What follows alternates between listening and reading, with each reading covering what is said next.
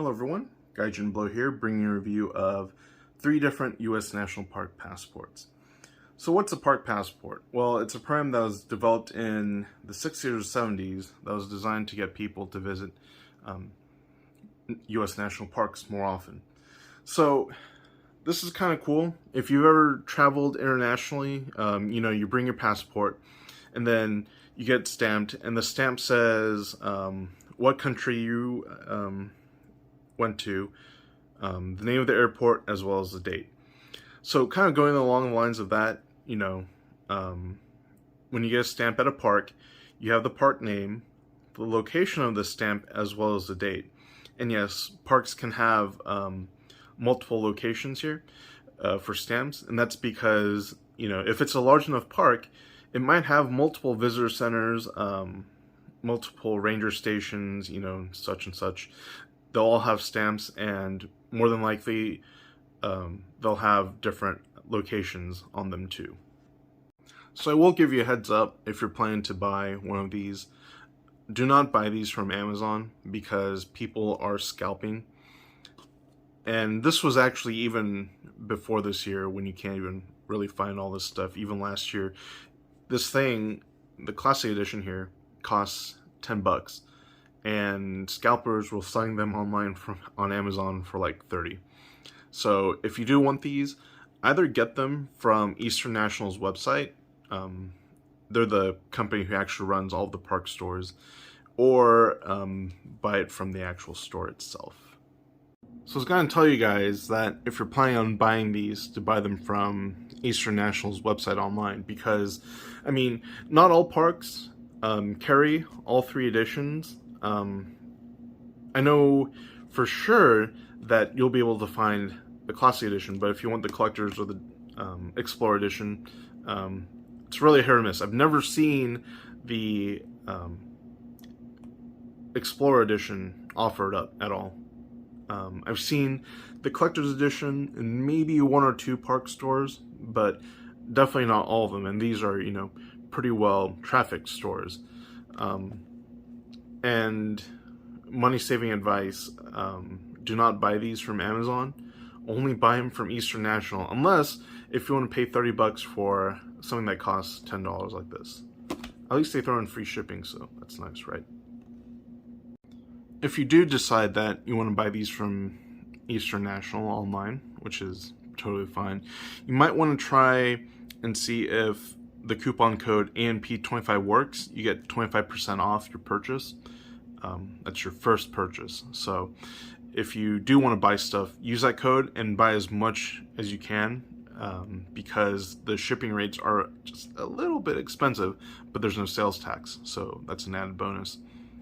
If ANP25 doesn't work, you might want to try just Googling around coupon codes for Eastern National. So usually you'll be able to find 15% off coupons. So maybe not 25%, but 15% off is still better than 0%.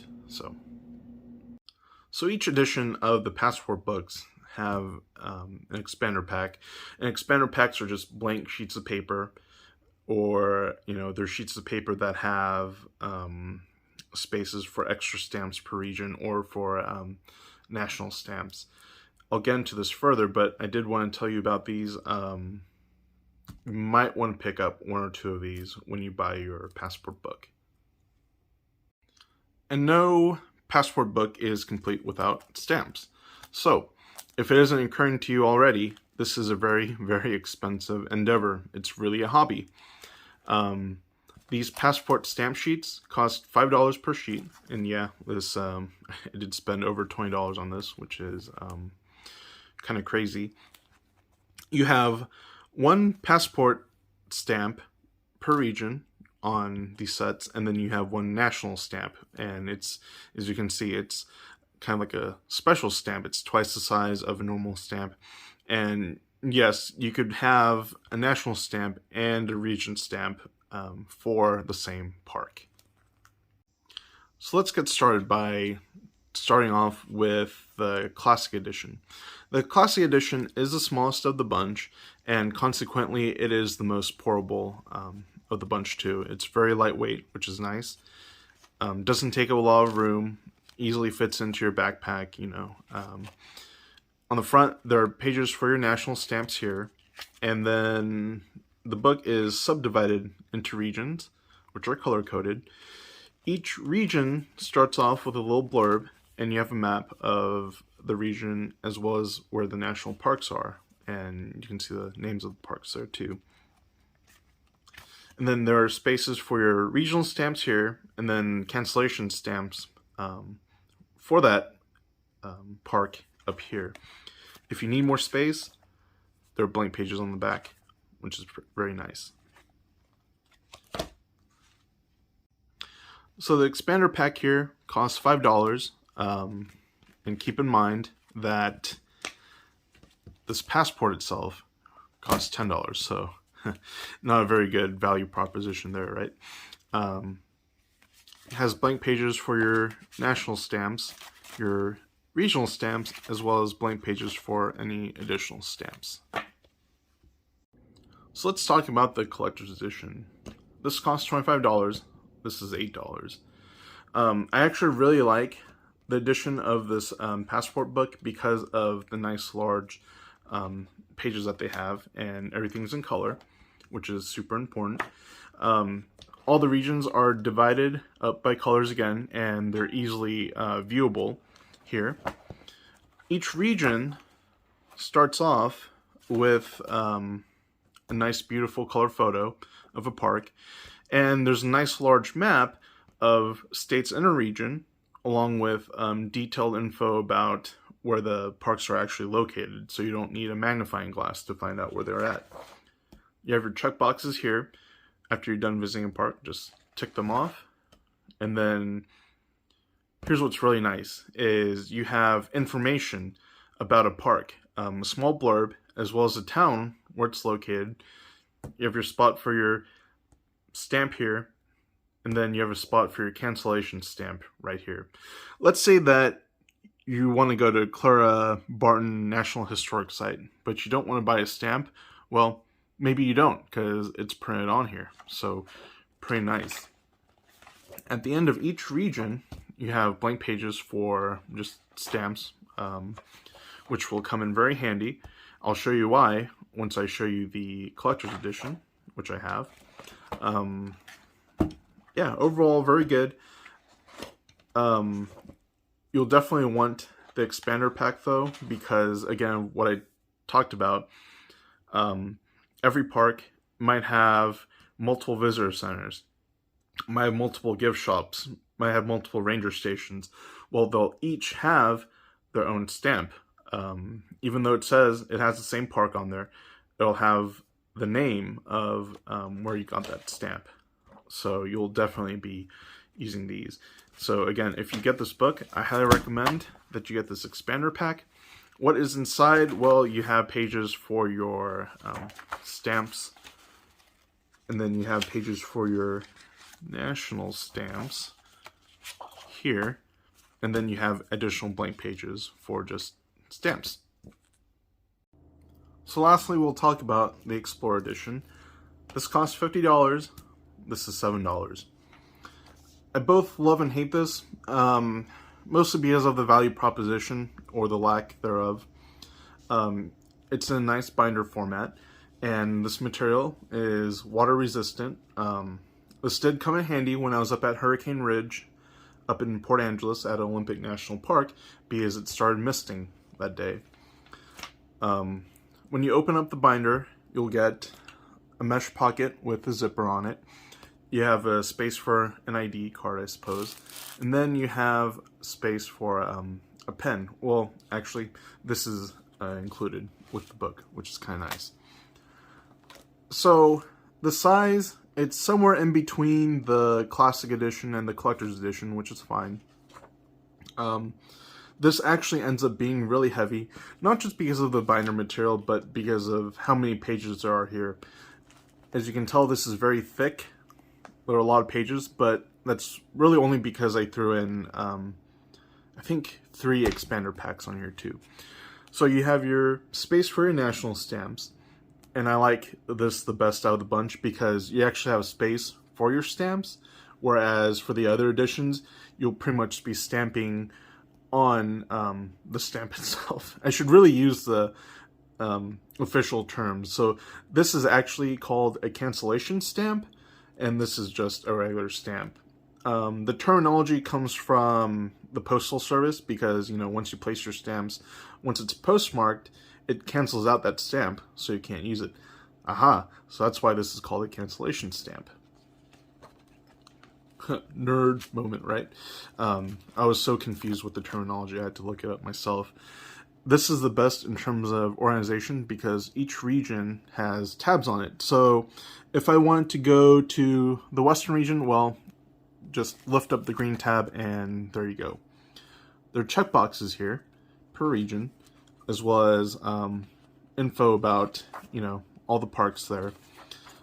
And then you have your pages for your regional stamps, and then you can just, stamp them. So, where's the map? Well, you fold this out, here's your map. Kind of handy, kind of cool, kind of neat. So, here's the thing I did not like about this. I can use the national capital region as an example. So, don't mind the black pages because the black pages are from the expander packs. So, look at this. You have 1, 2,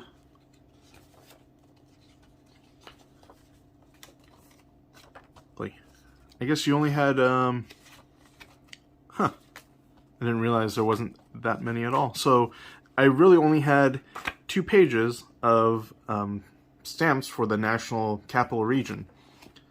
And as you can see, I have a lot more stamps than what those 2 pages can provide me. And it's like, why? It has less pages than the Classic Edition and the Collector's Edition. So it's just, this thing costs $50. Why does it not have a lot of pages for stamps when it's the most expensive one out there, right? And the pages aren't consistent too. Look, here's 2.5. Here's 3. Well, I guess 1.5. But, it's just, the pages are inconsistent per region, and you're finding yourself needing the expander packs, right? And it's just a terrible, terrible value proposition, but it's fun, right? So that's why I keep on spending money for expander packs, which is probably not cool for my wallet. But anyway, as you can tell, I have a lot of stamps per park. This was all from Cape Disappointment alone. That's what it's actually called. They had 12 stamps there. And, it's like, it won't even fit on these pages. So I really just had to take a blank, stamp page, stamp all of them here. So you can probably tell that it's not, these passport books aren't very well laid out, in the sense that, I kind of want to say that they don't know what they're doing, but I think they were, because, obviously what they've given you isn't really enough for what you'll encounter out in the field. If you had this, and you have this many stamps for just this region alone, you really think you'll fit all of that here? Or fit all these here? No, right? So you'll go into the additional cancellation stamp page at the back. But there isn't a lot, so you'll end up using a lot of these stuff, a lot of these pages real fast. So yeah, you'll need to have an expander pack, but when this costs $10 and the expander pack costs $5 for the Classic Edition, why not just buy another one, So the value proposition on these is really not there. It is an expensive hobby, and that's how it should really be treated as. But, these are still fun. Sorry about my little rant. As you can see, I have the extra pages on the back here. It comes with a little plastic pocket. This actually held a national park system book, or map rather, and it was a large poster size map, and it has a nice little wire mesh pocket here in the back.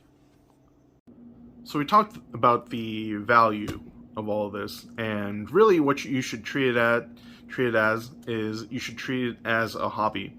And like with any hobbies, they tend to be pretty expensive.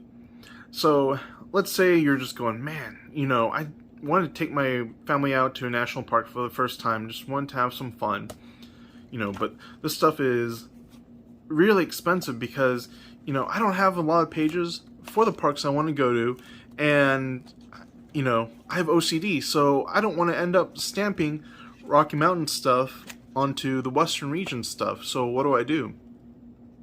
Well, here is my value proposition. Get yourself one of these journals. You can buy these at Office Depot, Amazon. Get them unruled so that they're blank pages. Well, because they're not organized by region, well, you can just stamp away, right? Won't affect your OCD at all. You have plenty of pages for stamps, and it doesn't matter how you organize the stamps in. Let's say you do at least want to know what region or what parks are where. Well, you get one of these handy little clear tabs, and then you post them along the edges. This costs like $20, $25 for both of them. Seriously beats the value of all of these, but I still think this is all just a fun hobby. And again, the stamps themselves are free, so just go about it however you wanted to. Just have fun. But I just want to warn you that these things do cost money, and they are very expensive. The cheapest one, actually, I would say, is the most expensive out of the bunch, just with how much space you get for the money. So I hope you found this review to be helpful. When I was first trying to decide which passport book to buy, everyone just had only one of these. They didn't really go in depth about what they liked and what they didn't like about them. So I decided to take it upon myself to use some of my own money and review all three of these for you. So I hope you have a good day, and I hope with all this COVID stuff going around, I hope you all stay happy and healthy. If you have any questions, just post them down below, and I'll answer them if I can.